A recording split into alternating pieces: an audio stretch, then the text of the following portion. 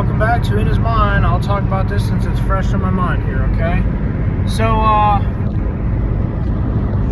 in short, this Christmas has been quite the struggle, and I mean this whole week before Christmas. This right here is Christmas Eve, and this is not what I imagined my Christmas video would be about, but I thought about this for a while, and I wanted to talk about this because of the title, or something along the lines of, it's not about right or wrong, it's about family. And I want to say a lot of this without prying into any parts of my family and personal life to the best of my ability. A, because I want to try to honor my parents' wishes about keeping things private, and B, some of this is relatable to you, and you know, it's like a different situation, but some of this, so the faces are going to be different, but the situation could be the same, you know? So, and I do agree with pretty much everyone who's talked about this, when I asked them their thoughts and opinions on this. Like, it's not like I'm wrong, it's not like my parents are wrong. We are butting heads over something that, honestly, is a miscommunication at heart. So, this involves social media, again, eyebrow wiggle. So, yeah, posting things online, probably not the best place to do so, but if you're in a place like me where your friends are few and far between and you cannot actively meet up with them, and you post an update, it should be fine. Your wording should be okay. Now, if you were like me, being single, you know, without a relationship, without a spouse, without kids, without any kind of a personal family, let's just say it should be fine if you just say, hey, I'm struggling, need some prayers, I'm going to be quiet, and that should be that. Well, somehow my sisters got dragged into all this, and it caused quite an uproar. And a couple of people got offended for my sisters when the post was actually about me struggling, saying, hey, I'm going to be quiet, I'm struggling with loneliness, and yeah. So anyway, I guess some of this is going to be related to families, to what you and your siblings or parents deal with. And that's normal. That's understandable. There's going to be conflict no matter where you're at with your family. And as I pointed out, and as other people have pointed out, we tend to hurt ourselves and each other's, you know, the ones that we love, the most. We make mistakes. We don't always mean what we say. Like, we mean to say this, but we don't actually say that. So miscommunication is a big factor. Poor wording and all of that, it just happens. So, I want to say, as far as Christmas goes, I think things are getting back on track, and I tried, with encouragement from friends, I spent hours talking to all of them. Not all of my friends, but the ones who are close with. And I ended up doing a 24-hour fast, starting yesterday, ending, you know, from 4 p.m. to 4 p.m. So it's been something to think and pray about. I actually struggle with fasting simply because when I was adopted, I almost died from starvation. I never knew that fasting really, well, fasting and dieting, not just fasting. Any sort of absence from food is hard on me. Just because this was buried for years. So, like, learning about that earlier this year has just been quite the eye-opener as well. I tried, I'm trying to think, Nutri-Grain, Nutrisystem? Yeah, Nutrisystem. I tried Nutrisystem, and it really was helpful, but it was just hard. It was hard. So, aside from that, the problems and struggles with family made me realize that throughout all of this is that it's not about right or wrong.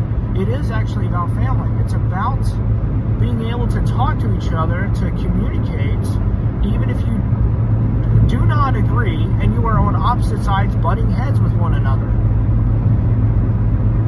I want to say there's a couple additional points and factors, like in my case, I'm told, A, I'm talking too much about myself, and B, you need to be involved in other people's lives. You need to talk to them. And it's like whenever I'm too quiet, I'm told to invest in other people's lives.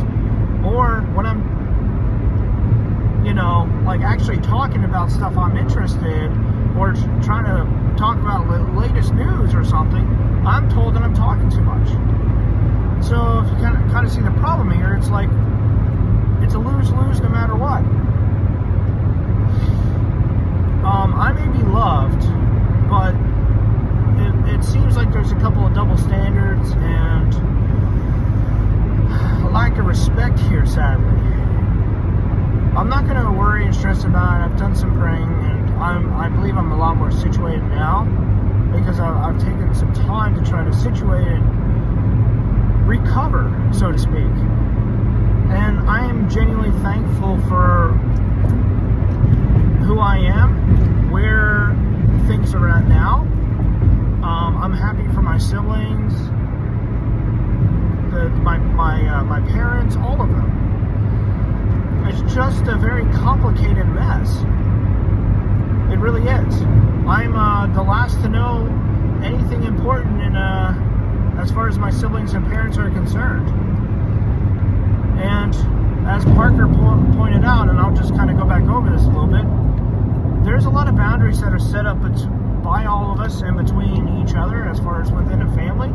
And sometimes you're not going to tell others where those boundaries are at. So, for me, personally, I always felt like things were missing between me and one of my siblings. And ever since 2011, I've been trying to rebuild whatever was burned there, because not all was made clear to me. But what is made clear is that it's my fault. I'm the one who burned the bridge.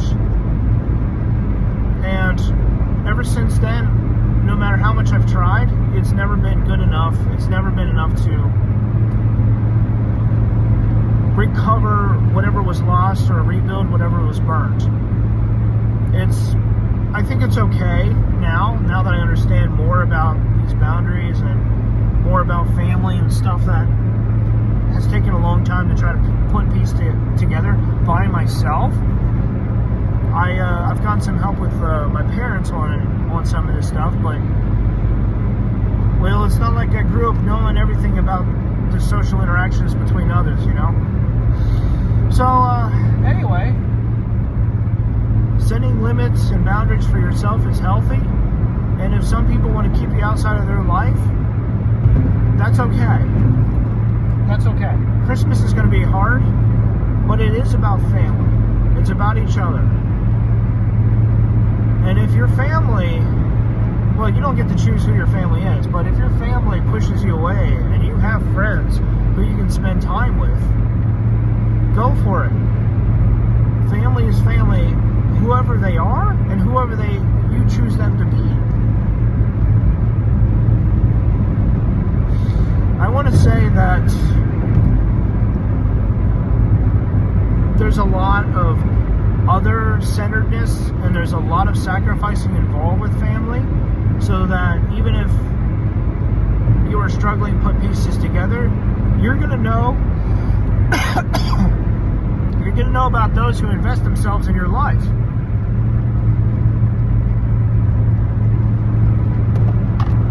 I may be on the road now,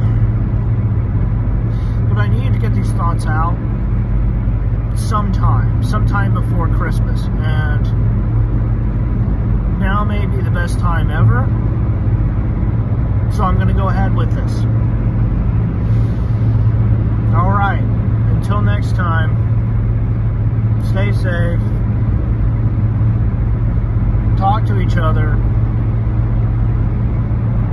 pray, and work through what you're able to, and try to make this Christmas be the best that you can, because if there's anything that we all struggle with at this point in time, it's making better memories to replace the older ones. This isn't just me. This isn't just other people I've talked to. This is everyone. There is such a focus on self, such a focus on being unsatisfied, that it's actually affecting us with making better memories. I'm noticing this all over. It's very saddening. It's a lot of anger, a lot of stress, a lot of unhappiness, and all of this stuff. So when you go visit friends and family tomorrow, try to keep this in mind. And it's a slight encouragement on trying to not just simply stay positive and be positive, but to be thankful for what you have, and to try to make better memories to replace the older ones.